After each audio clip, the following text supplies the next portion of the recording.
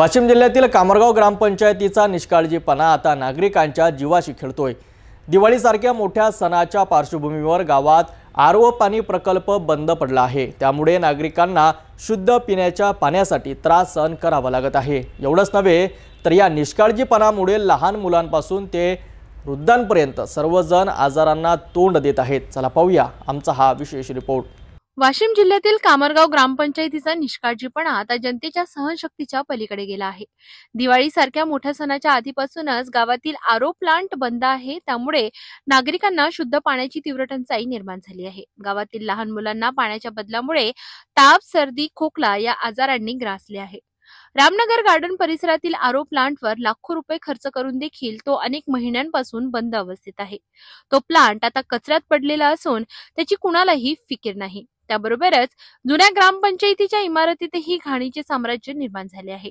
ग्रामपंचायतीच्या गोडाऊन कृषी केंद्राला भाड्याने दिल्यामुळे ट्रक आत येताना मुख्य गेटच तोडून आत शिरला। त्यामुळे ग्रामपंचायतीच्या गेटचे नुकसान झाले। या फुटलेल्या गेटमुळे गुरेढोरे गावात आत घुसतात आहेत आणि तिथेच थांबतात। त्यामुळे नागरिकांना जाण्या-येण्यास त्रास निर्माण होत आहे आणि विशेष म्हणजे नागरिकांच्या मनात भीतीचं वातावरण निर्माण झालंय। ग्रामपंचायतीचं गेट गेल्या 1.5 वर्षांपासून बसवलेलं नाही आणि त्या जागेला काही गैरप्रवृत्ती लोकांनी जुगार आणि धूम्रपानाचा अड्डा बनविलाय। रात्रीच्या वेळी या शासकीय इमारतीत धूम्रपान, गप्पा आणि जुगारांच्या मैफिली रंगताना दिसतात। या सर्वांमुळे गावातील नागरिकांमध्ये तीव्र असंतोष निर्माण झाला आहे। नागरिकांचा प्रश्न एकच आहे, ग्रामपंचायतीच्या निष्काळजीपणामुळे गावाचा विकास का थांबवला जातोय?